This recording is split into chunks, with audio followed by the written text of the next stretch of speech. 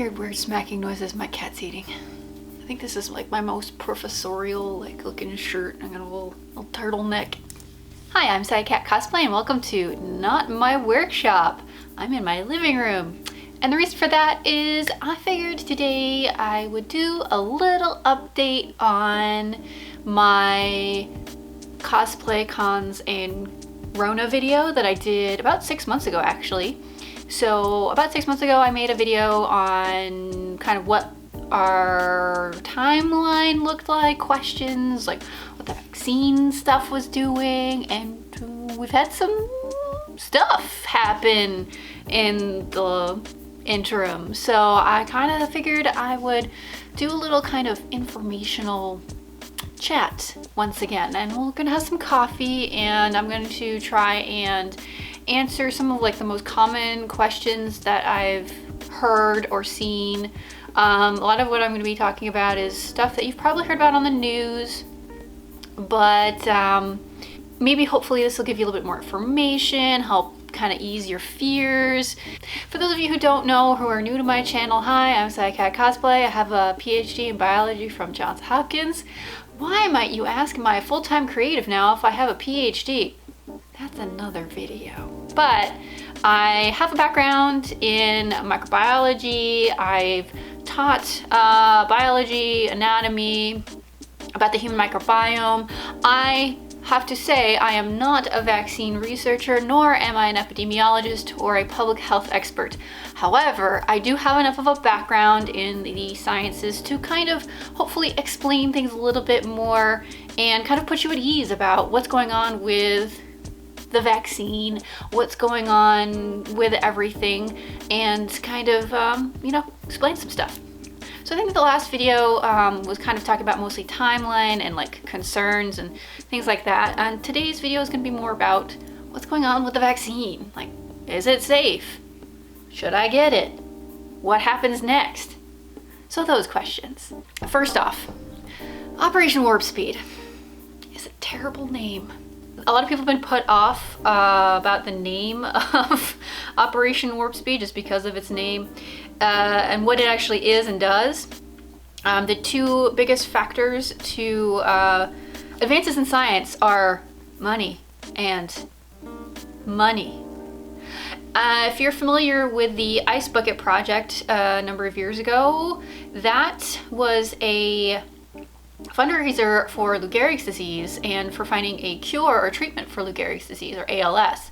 And they raised over $200 million, and I think that happened, I have lost all track of time, more than 4 years ago. But hey, guess what? It worked. They raised enough money to find a treatment for Lou Gehrig's disease. There is now a drug in clinical trials for Lou Gehrig's disease. Whoa. So, you would throw enough money at science and stuff happens, and stuff happens quickly. So Operation Warp Speed, pretty much all it did was free up a lot of money for pharmaceutical companies to make these vaccines, and when they don't have concerns about losing money, they're just gonna go for it. The other thing that Operation Warp Speed did was help with the logistics of running large-scale phase 3 trials.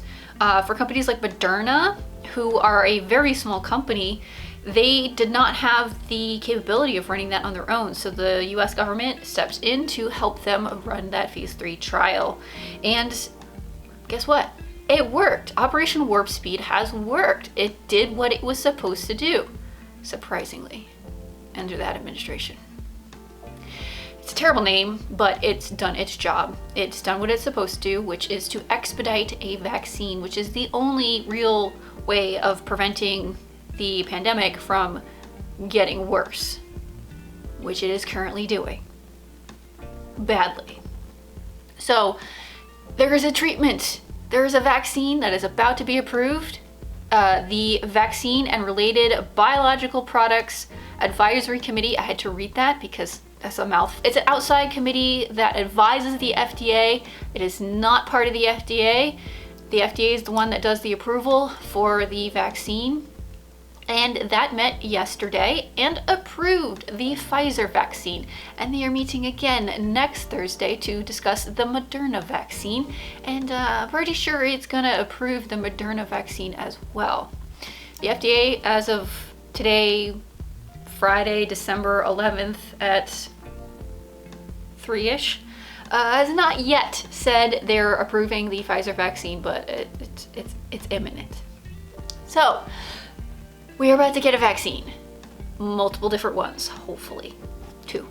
The mRNA vaccine technology, while new, from a biological standpoint, it's actually, this is gonna be a kind of weird statement, but it's actually biologically almost safer than more traditional vaccine technology.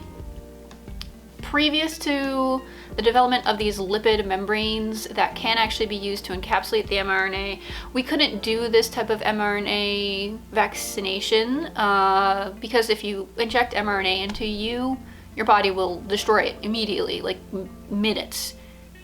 Thus, it doesn't work. You have to have something that goes around the mRNA and makes your body actually absorb it into the cells. Also, mRNA stands for a messenger RNA. In your own body cells, you have DNA in your cell's nucleus, which is all of your genetic information. It's what makes you you. Your DNA is stuck in that nucleus and can't get out to get to the machinery that makes protein, which makes up your body along with lipids and carbohydrates. It has to figure out a way of getting messages out of the nucleus. And that's what messenger RNA is.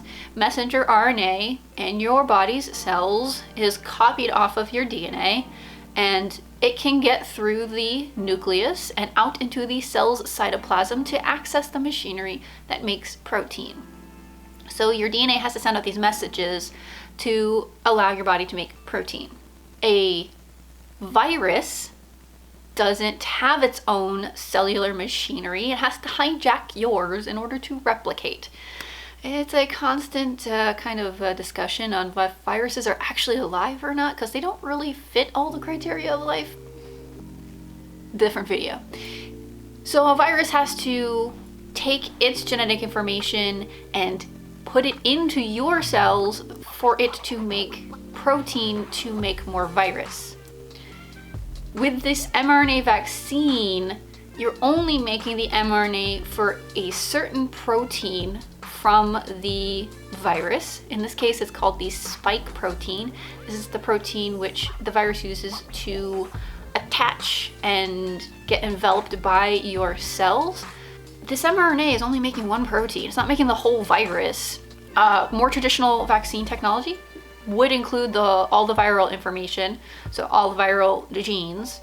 And more traditional vaccine technology is basically creating a dead version of the virus to make your body react. So it's the whole virus. So it's ending up making probably antibodies against not just the parts of the virus that are going to be used to get into your cells, but to other parts of the virus, which is why these mRNA vaccines have been so efficacious. They're 95% effective because they're going after that particular protein that the virus uses to get into your cells.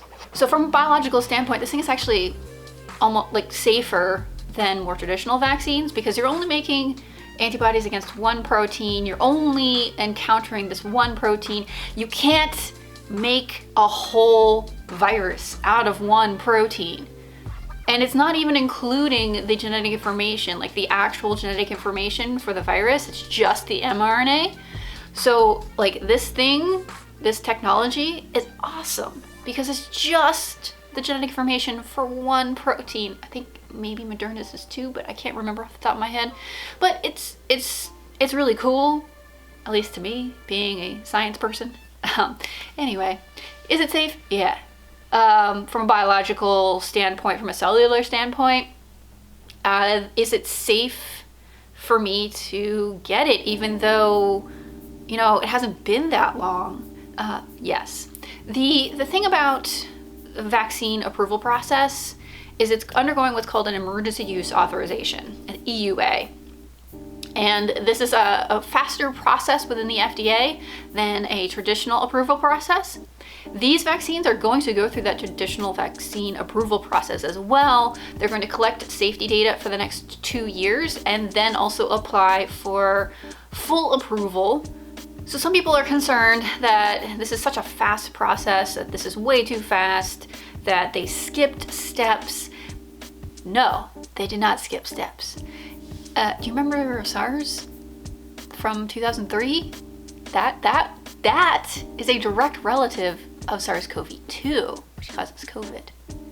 So these viruses are in the same family, and actually there's been research that's been done on SARS itself since it was a thing in 2003. They actually did start making a vaccine for it, but they never finished it because SARS really didn't become a pandemic. So they've actually done animal trials and stuff like that on the SARS virus itself, on that virus, which is a direct relative of SARS-CoV-2. There's a reason they call it SARS-CoV-2 because SARS is SARS-CoV-1. So they really haven't skipped anything. They seemingly skipped animal trials, but they have related research. Like, you don't need to kind of repeat something you already know. So they could kind of skip that. And then, but this process has only taken 11 or 10 months. For the mRNA vaccines in particular, the Chinese researchers published publicly the sequence of the SARS-CoV-2 genome really quickly. It's totally public.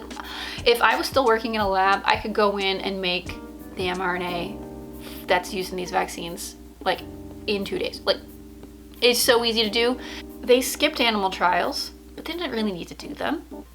The phase 1 is safety testing, just to make sure like no one is going to immediately keel over from injecting these things into people, and dosage and finding out dosage information. Phase 2 is a larger safety and dosage information trial, and then phase 3, both Moderna and Pfizer had about 30 to 40,000 people in their trials. Okay, so at this point, I'd like to address some questions that I've seen floating around. Other than, is the vaccine safe? Which is yes. Are there side effects? Yes. Should this prevent you from getting the vaccine?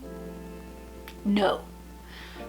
When you get a vaccine, it's normal to have side effects. These are things that happen when your immune system gets a kick in the pants, which is what a vaccine is. So it's very common to get side effects with both Pfizer and Moderna vaccine. Those side effects can be fever, chills, headache, fatigue, muscle pain, joint aches, but you have to know that these things are short-lived, and getting these side effects, I think, is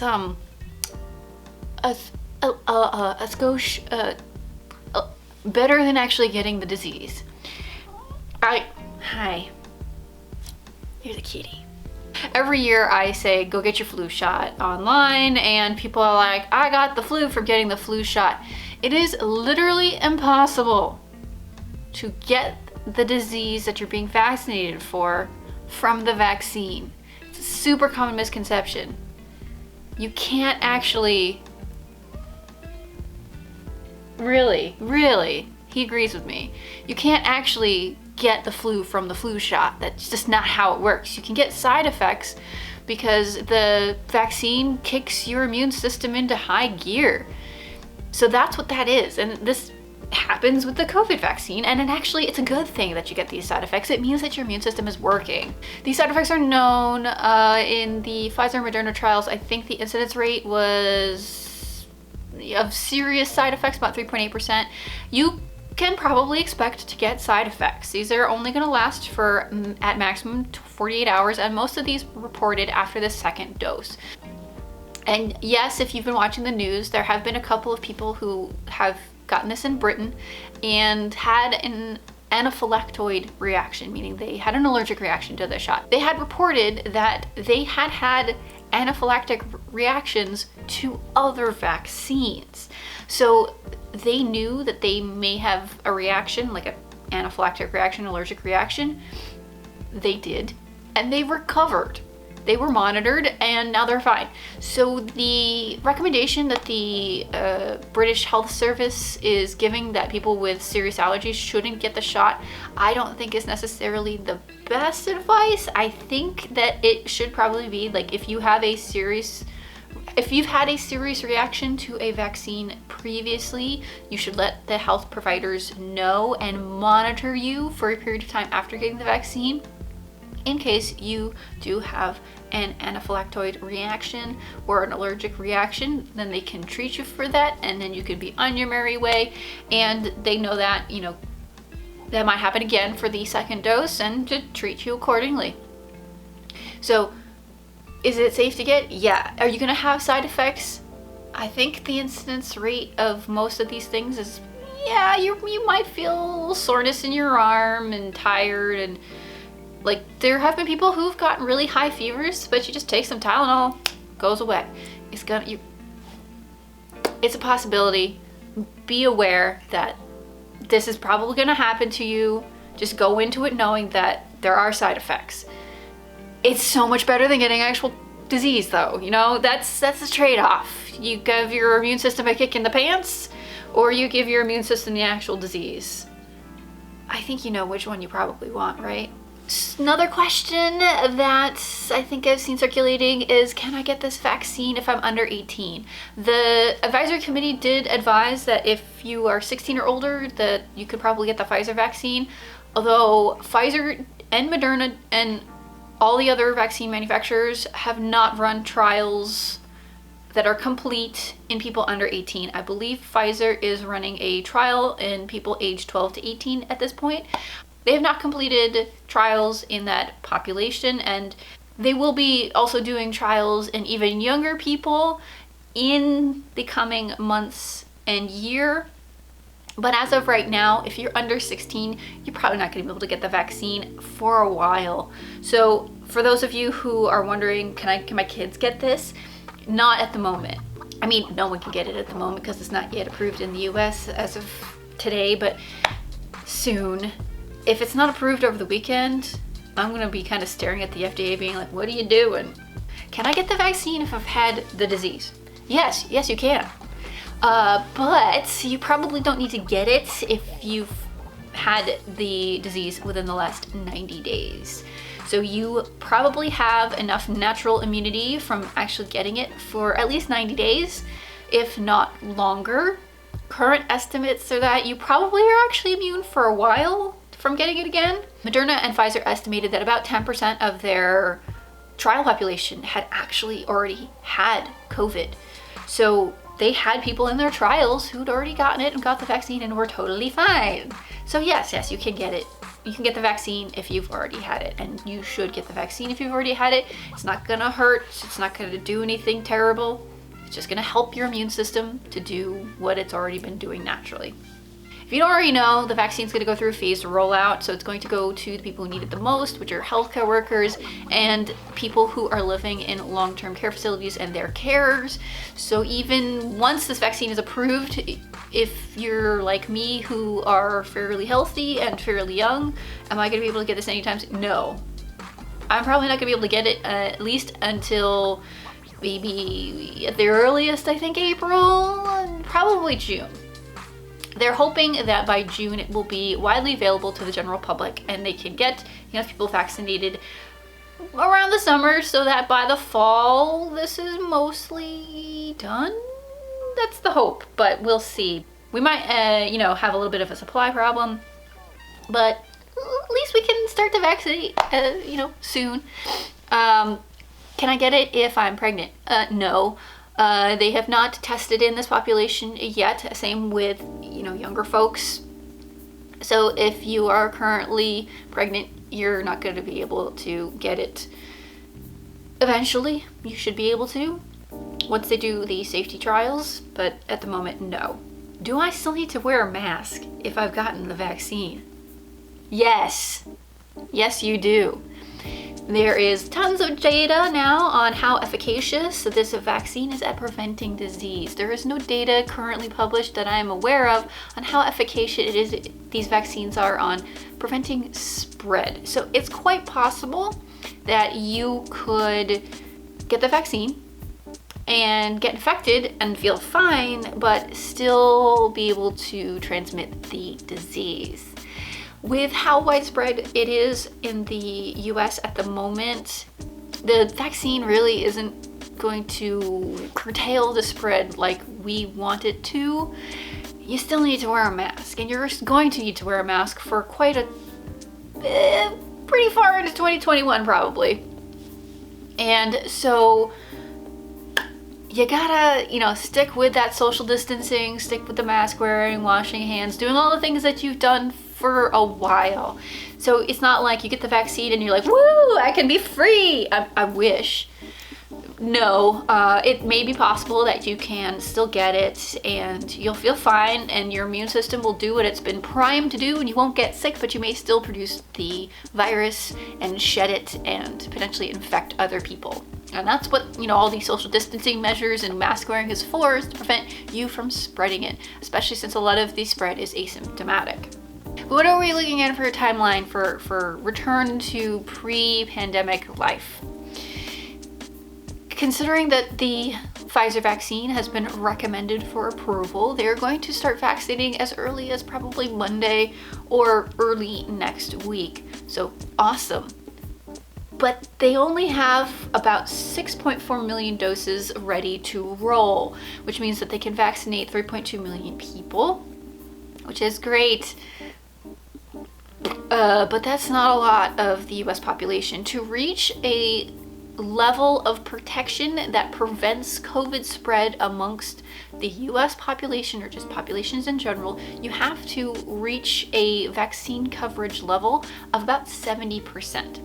So it's not the actual vaccine that prevents the spread of COVID, it's vaccinations.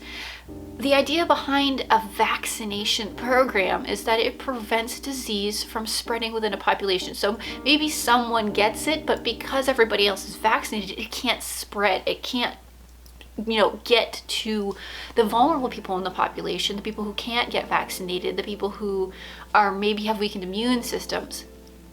So that's how vaccinations work. In the case of the Moderna and the Pfizer vaccines, they're 95% efficacious. So they are actually really good at preventing disease. And so they're actually really, really good at preventing you from getting sick, more so than a lot of other vaccines. They're on the levels of like the MMR vaccine, the mumps, measles, rubella vaccine, which is also about 90% effective. They, yes, prevent you from getting sick, but they prevent spread. And with how widespread COVID is right now, it's going to be hard to get that spread under control until the second wave kind of naturally dies back. Even with the vaccine, this wave is happening, it's spreading, and the vaccine's ability to control this wave is really hindered by our supply problem and the fact that it's so widespread. So how much longer is this going to last? Well, until we can get about 70% plus of the US population inoculated or natural immunity through infection, we are kind of stuck where we are. Hopefully we can kind of go back to normal sometime by about fall of next year. That's the kind of timeline that a lot of people are looking at of, this second wave is going to naturally kind of die down over time. Once we also start to introduce the vaccine, it's going to reduce the amount of people that can potentially get really, really sick and get infected, and hopefully reduce transmission rates. And so, how does this relate to cosplay and cons? So, when will they be back? And that's a big, because they've still been running in like Florida and Texas when they really shouldn't. Yeah. One of the major ones gonna be back, and I'd say conservatively winter of 2021, that we will be able to safely hold large scale events without needing to mask and without needing to social distance. I hope that in the future mask wearing is more normalized in this country to help prevent spread of disease. So, you know, if you have a cold, wearing a mask at an event to prevent it from spreading, you know, that's just kind of like common decency. I really hope that gets normalized. That if you are sick, that you keep it to yourself. I don't need your germs. So I hope that's been helpful. If you have any more questions, or if I kind of like meandered off into a weird thought path and didn't really answer the question that I wanted to answer, because my brain works like that, leave a comment down below if you want to see more non-cosplay stuff. Let me know. If you want to see more science stuff, let me know. I don't know. I like being able to do these kind of like non-cosplay, but you know, hopefully helpful videos so that people can maybe feel a little bit better about the current situation. Like, this will pass, this will end. The vaccine is going to make it end faster. It's not going to make it end immediately or right away, but it is going to help. So I hope this is helpful, and if you like this, don't forget to maybe give the channel a little subscribe, and I'll see you folks in the next video. Get vaccinated.